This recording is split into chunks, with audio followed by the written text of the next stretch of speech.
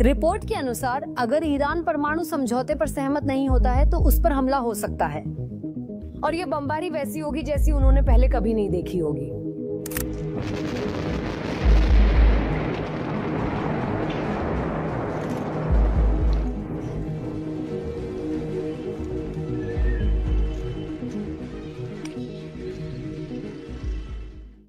Iran में बड़ी घटनाएं हो रही हैं और अयतुल्लाह घबरा गए हैं। अमेरिका और ईरान पिछले कुछ हफ्तों से परमाणु समझौते पर बातचीत कर रहे हैं, लेकिन लगता है कि बातचीत सफल नहीं हो रही है। अमेरिका ने आज सुबह ही यही बात घोषित की है। अमेरिका इराक स्थित अपने दूतावास में बढ़ते सुरक्षा खतरों के चलते नियोजित प्रस्थान की तैयारी कर रहा है। अधिकारियों के अनुसार अमेरिकी रक्षा विदेश सचिव हेगसेथ ने मध्य पूर्व के विभिन्न स्थानों से सैन्य आश्रितों के स्वैच्छिक प्रस्थान को अधिकृत किया है। यह आदेश बहरीन, कुवैत, इराक और कतर में स्थित ठिकानों को कवर करता है।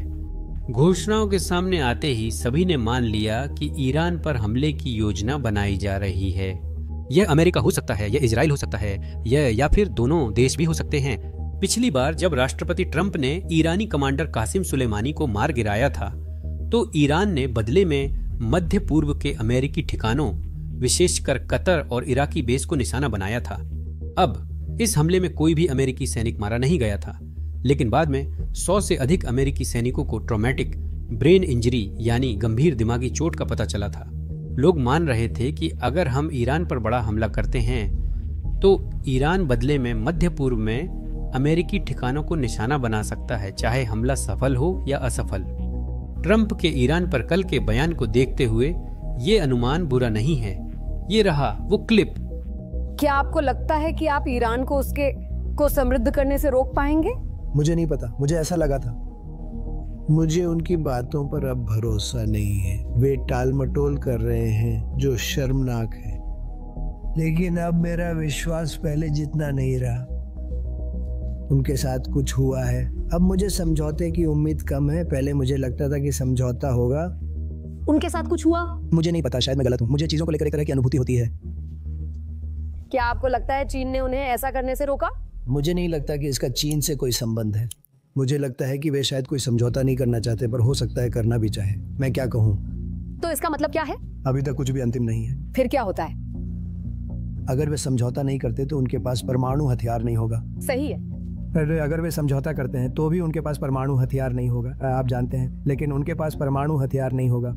इस नजरिए से फर्क नहीं पड़ेगा, लेकिन बिना युद्ध और जाने गंवाए इसे करना बेहतर होगा। ये करना बेहतर है, पर मुझे लगता है कि उनमें समझौता करने का वही उत्साह नहीं दिखता। मुझे लगता है वे गलती करेंगे, पर देखते हैं, समय बताएगा। स्पष्ट है, ईरान के भीतर परमाणु सुविधाओं पर हमले का विषय विवादास्पद है। YouTube विवादित विषयों वाले वीडियो का समर्थन नहीं करता, इसलिए हमें आप लोगों की सहायता की आवश्यकता है। अगर आप बस नीचे दिए गए लाइक और सब्सक्राइब बटन को दबा दें, यह वाकई वीडियो की बहुत मदद करता है। राष्ट्रपति ट्रंप के कड़े शब्दों के बावजूद यह महत्वपूर्ण है कि बातचीत अभी जारी है। असल में अमेरिकी विशेष दूत स्टीव विटकॉफ इस रविवार ओमान में ईरानी विदेश मंत्री से मिलने की योजना बना रहे हैं और उम्मीद है कि शायद हमें किसी तरह का समझौता मिल जाए। अमेरिका ने ईरान को परमाणु समझौते के लिए एक प्रस्ताव दे दिया है, जिसमें उन्होंने अपनी सभी शर्तें बता दी हैं। ईरान ने कहा कि वे जल्द ही अमेरिकी प्रस्ताव का जवाब देंगे, क्योंकि तेहरान इसे फिलहाल अस्वीकार्य मानता है। हालांकि हमें प्रस्ताव के सटीक बिंदुओं की जानकारी नहीं है, लेकिन यह माना जा सकता है कि मुख्य असहमति परमाणु संवर्धन को लेकर है, जिस पर दोनों पक्ष सहमत नहीं हैं। जैसा कि आप लोगों ने अभी अभी राष्ट्रपति ट्रंप को इसके बारे में बात करते हुए सुना, ईरान के पास परमाणु हथियार नहीं हो सकते। ईरान भी इस बात से सहमत है, कम से कम सार्वजनिक तौर पर। ईरान का कहना है कि उसकी परमाणु हथियार बनाने की कोई योजना नहीं है, परंतु वह नागरिक कार्यों हेतु यूरेनियम संवर्धन जारी रखना चाहता है। ईरान शांतिपूर्ण परियोजनाओं के लिए यूरेनियम संवर्धन के माध्यम से परमाणु ऊर्जा उत्पादन में रुचि रखता है। कुछ सप्ताह पूर्व राष्ट्रपति ट्रंप ने संकेत दिया था कि अमेरिका को ईरान के परमाणु कार्यक्रम से कोई आपत्ति नहीं है यदि वह परमाणु हथियार विकसित नहीं करता, परंतु अब परिस्थितियां कठिन होती जा रही हैं। यह सिर्फ अमेरिका की बात नहीं है। ब्रिटेन ने मध्य पूर्व में सुरक्षा अलर्ट जारी किया, जिसके बाद अमेरिका ने बगदाद, कुवैत और मनामा से राजनयिकों और कर्मचारियों को निकालने के निर्देश दिए। ब्रिटेन की चेतावनी दुर्लभ है और यह खाड़ी के पानी में बढ़ते खतरों से जुड़ी है, क्योंकि ईरान के साथ तनाव बढ़ने का भय है। यही वह स्थान है जहां एक महत्वपूर्ण बात की ओर संकेत करना आवश्यक है। ये घोषणाएं, ये निकासी आदेश आज अचानक नहीं आए हैं। असल में ये सब एक ईरानी चेतावनी के बाद आए। ईरानी रक्षा मंत्री ने अमेरिका को चेताया कि युद्ध होने पर ईरान पूरे मध्य पूर्व में हर अमेरिकी ठिकाने पर हमला करेगा। ईरान का कहना है कि यह चेतावनी उस पॉडकास्ट क्लिप से जुड़ी है जो हमने वीडियो की शुरुआत में राष्ट्रपति ट्रंप से सुनी थी। राष्ट्रपति ट्रंप ने कहा कि यदि ईरान परमाणु हथियार नहीं रखने पर सहमत नहीं होता है तो बुरे परिणाम होंगे। ईरान के रक्षा मंत्री का जवाब पिछले कुछ महीनों से ईरान के रुख के अनुरूप है। ईरान अमेरिकी ठिकानों पर हमला करेगा। स्पष्ट रूप से अमेरिकी ठिकानों पर हमला करना और उन्हें वास्तविक नुकसान पहुंचाना दो भिन्न बातें हैं। हौथी ऑपरेशन रफ राइडर्स शुरू होने के बाद से ही अमेरिकी ठिकानों और अमेरिकी कैरियर्स पर हमला कर रहे हैं। इसका मतलब ये नहीं है कि वे अपने लक्ष्यों को निशाना बना रहे थे। हालांकि ये भी ध्यान रखना महत्वपूर्ण है कि ईरान सैन्य रूप से हौथियों से कहीं अधिक शक्तिशाली है। अमेरिकी सेना इसकी तैयारी कर रही है। कुछ दिन पहले यूक्रेन के राष्ट्रपति जेलेंस्की ने शिकायत की थी कि अमेरिका ने यूक्रेन को 20,000 एंटी ड्रोन मिसाइलें देने का वादा किया था, लेकिन वो मिसाइलें कभी मिली ही नहीं क्योंकि उन्हें मध्य पूर्व भेज दिया गया था, और ये बस 2 दिन पहले ही हुआ था। हम परिस्थितिजन्य सबूत जुटा रहे हैं जो संभवतः किसी योजना का संकेत दे सकते हैं। यह या तो इजरायल या अमेरिकी सेंट्रल कमांड द्वारा योजना बनाई जा सकती है। ऐसा लगता है कि अमेरिका किसी चीज की तैयारी कर रहा है, हालांकि हमें ठीक नहीं पता। जाहिर है सोशल मीडिया पर लोग और यूट्यूबर ही इसे नहीं देख रहे हैं। ईरान भी इसे देख रहा है और यह बात हमें ध्यान में रखनी चाहिए।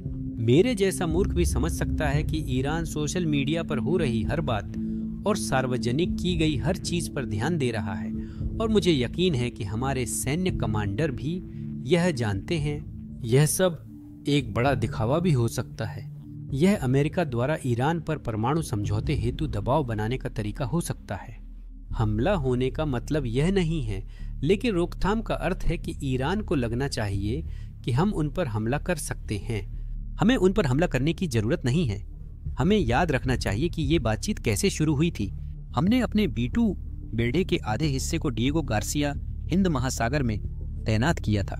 ये बमवर्षक विमान ईरान के अंदर जाकर 50 फीट जमीन के नीचे स्थित उनके बंकरों को नष्ट कर सकते हैं। B-2 विमानों को हिंद महासागर में ईरानी परमाणु ठिकानों के करीब तैनात किया गया। यह एक स्पष्ट संदेश था। ईरानी परमाणु ठिकानों को किसी भी तरह रोकना होगा। ईरान वार्ता के लिए तैयार हो गया।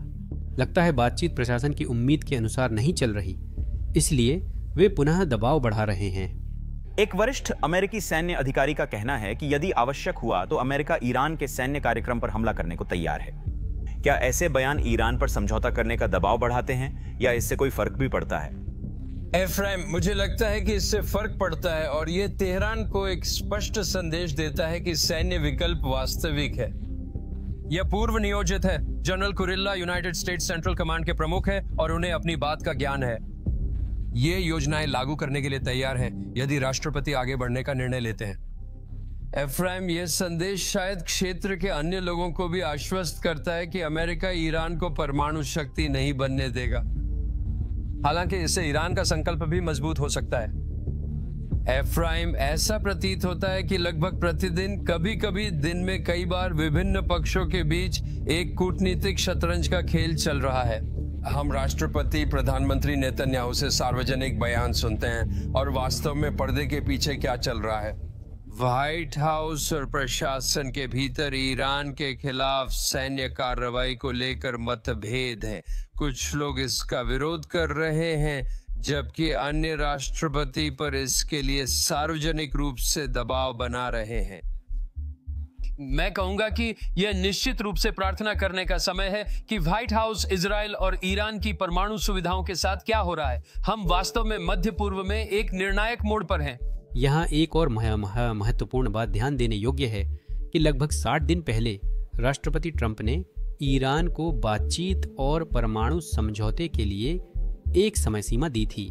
हमें यह ज्ञात नहीं है कि समय सीमा ठीक किस तारीख को दी गई थी। परंतु यह अप्रैल की शुरुआत में किसी समय दी गई थी। जून के मध्य में पहुंचने के साथ 60 दिन की समय सीमा करीब आ रही है, जिसका मतलब है कि अमेरिका को अपनी चेतावनियों को गंभीरता से लेने के लिए कुछ करना होगा। यहाँ इतने डेटा पॉइंट्स हैं कि आप किसी भी तरफ तर्क दे सकते हैं।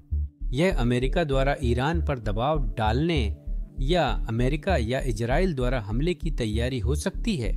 मुझे अटकलें लगाना और जल्दी निष्कर्ष निकालना पसंद नहीं है, खासकर मध्य पूर्व के मामलों में। अमेरिका बगदाद दूतावास से गैर जरूरी कर्मचारी और खाड़ी बेस से सैन्य परिवार हटा रहा है।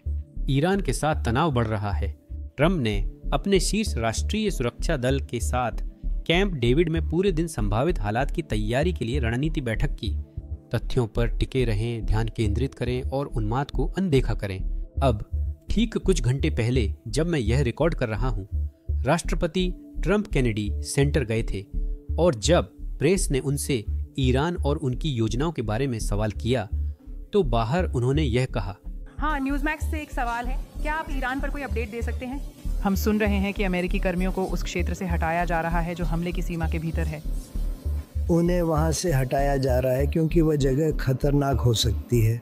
उन्हें नोटिस दे दिया गया है कि वहाँ से निकल जाएं। अब देखते हैं आगे क्या होता है।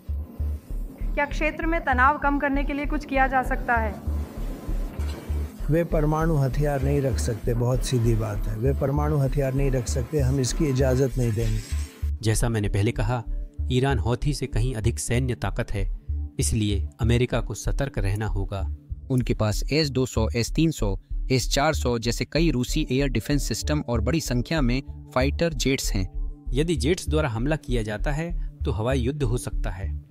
अनुमान है कि ईरान के पास लगभग 40 F-14 और 30 MiG-29 हैं। लेकिन जहां तक ईरान के पास मौजूद हवाई सुरक्षा की बात है, रूसी हवाई सुरक्षा की, हमें पता है कि F-35 ईरान के अंदर बिना किसी रोक टोक के उड़ सकते हैं क्योंकि वहां की हवाई सुरक्षा उतनी अच्छी नहीं है, तो वे आधुनिक जेट का बचाव नहीं कर सकते।